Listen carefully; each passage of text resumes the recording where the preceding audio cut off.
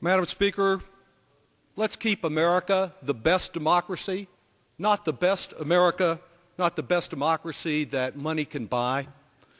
The pollution of our political process with tens of millions of dollars in spending by the world's largest multinational corporations strikes at the very heart of our American democracy.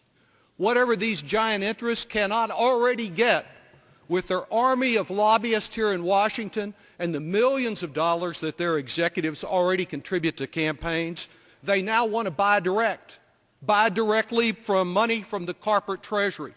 And they're no fools. The limitless dollars that these folks lavish on elections is simply a wise investment for many of them.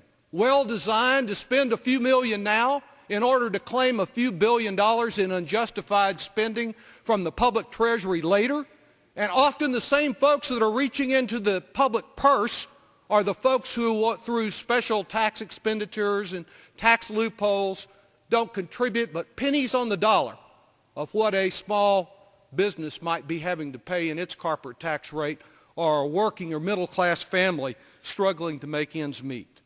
Without the DISCLOSE Act, a tobacco company can come here masquerading as a phony health care coalition.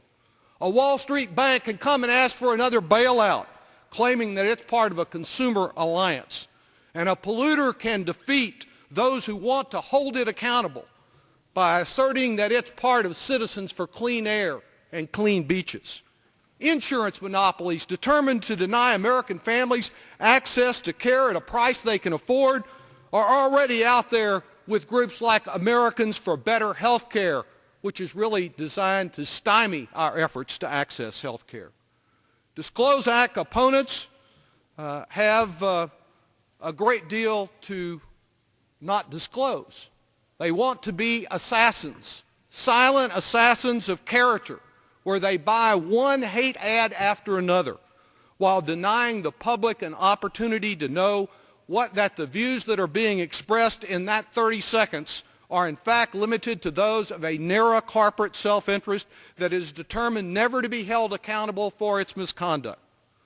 The public, without the power of this corporate deep pockets, would also be denied access to the knowledge of who's really wielding the power.